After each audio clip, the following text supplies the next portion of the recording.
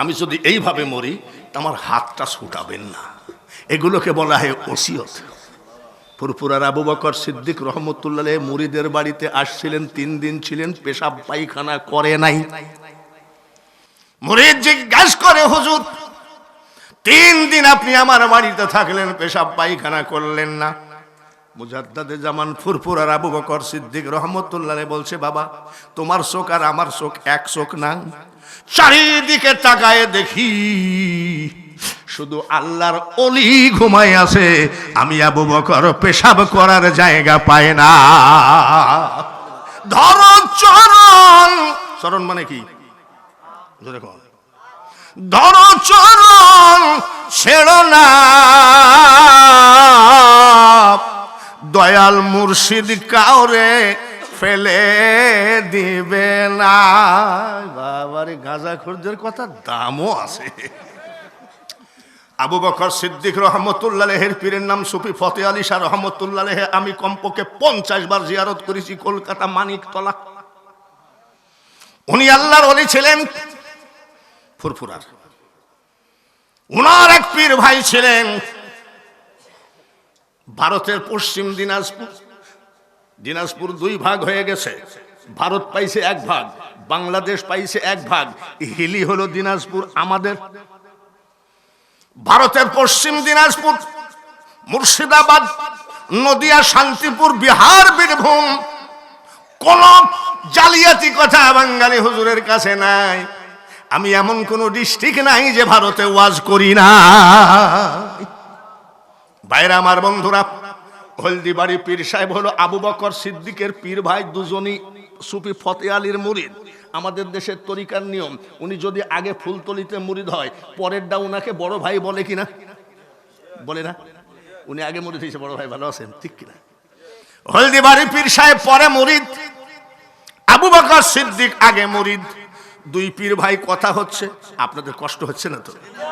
হয়তো বলবেন যে হুজুর আমাদের টাইম নেই, আপনি ভক ভক করে বকছেন, এরম না তো? ঠিক আছে ইনশাল্লাহ। তো বলছে 2 পীর ভাই বলছে, ভাইজান আপনি তো আগে মুরিদ হয়েছেন, আপনি বড় ভাই। বলে হ্যাঁ, আমি তো পরে মুরিদ হয়েছি। তো এক কাজ লিখি, আমি মারা গেলে আপনি জানাজাটা কইরেন। সুবহানাল্লাহ। একজন পীর ভাইকে তো আরেকজন পীর ভাই বলতেই পারে, জানাজাটা কইরেন। বলে টের পাইছেন নাকি? হলদিবাড়ি পীর সাহেব বলছে, একটু টের তো পাওয়াই যায়। আমাদের মরণ লন্ডন এক্সপ্রেসের সাথে হয়, আমাদের মরণ এনা গাড়ির সামনে হয়ে যায়। আর আল্লাহর ওলিরা আগেই বুঝতে পারে কাফন রেডি কর। ভাইজান আপনি জানাজাটা কইরেন। বলছে অত দূর থেকে এসে জানাজা করবো? আচ্ছা ঠিক আছে, আমি চেষ্টা করবো, আমি যদি বাঁচে থাকি, আর আমি মরে গেলে তো হবে না। ঠিক আছে ভাইজান, কি আমি যদি এইভাবে মরি, দেখেন ফুরফুরা তরিকারা কত বড় পবিত্র, আমি যদি এইভাবে মরি আমার হাতটা ছুটাবেন না। এগুলোকে বলা হয় ওসিয়ত। আবু বকর সিদ্দিক রহমতুল্লাহ বলছে, আচ্ছা ঠিক আছে, আমি ওয়াদা দিলাম। হলদিবাড়ি পীর সাহেব মারা গেলেন। মনে রাখো 2 জনেরই পীর সুফি ফতে আলী শাহ রহমতুল্লাহ কলকাতা গোবরা গোরস্থানে ওনার মাজার। ওনার মাজার আমি জিয়ারত করেছি। পার্শ্বে হাজী ওয়াজেদ আলী মেহেদিবাগের মাজার জিয়ারত করেছি। আজমির শরীফ 32 বার জিয়ারত করেছি।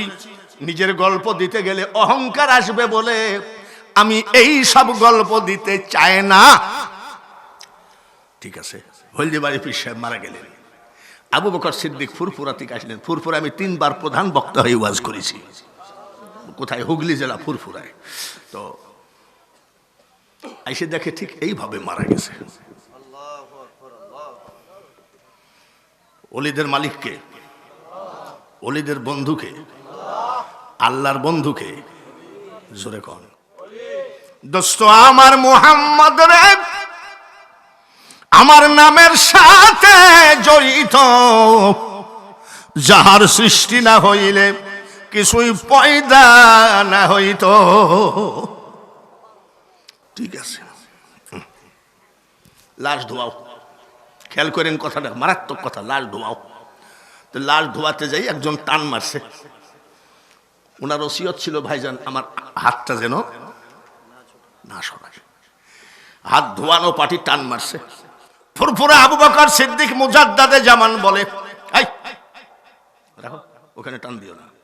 বলে হুজুর, হাতের ভিতরে নাপাকি লেগে থাকতে পারে।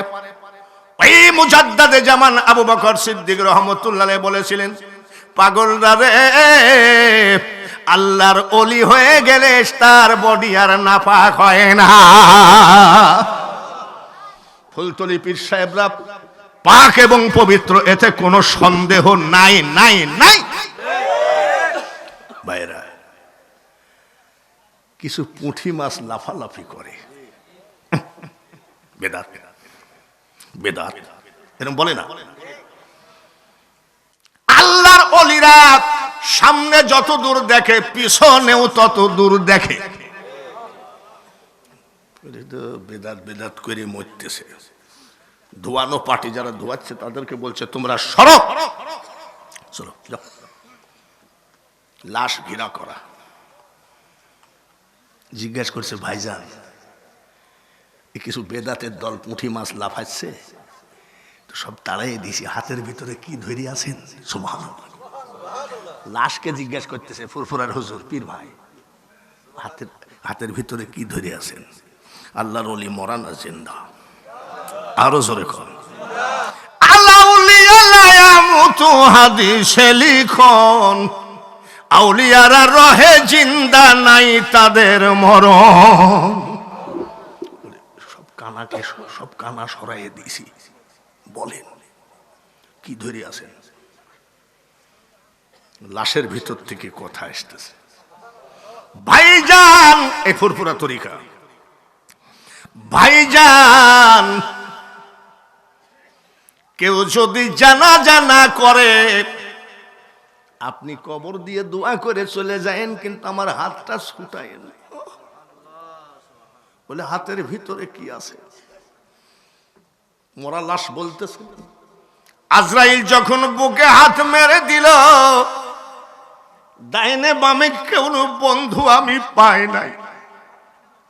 হঠাৎ করে তাকায়ে দেখি, ভাইজান আমার দয়ার নবী রহমাতাল লিল আলামিন নবী আমার সিতানায় দাঁড়িয়ে আছে। আমার দয়ার নবীর পা দুখানা জড়িয়ে ধরছি। কেউ যদি জানা করে, আমার দয়ার নবীর পা দুখানা আমার হাতের মধ্যে থেকে সরাবেন না।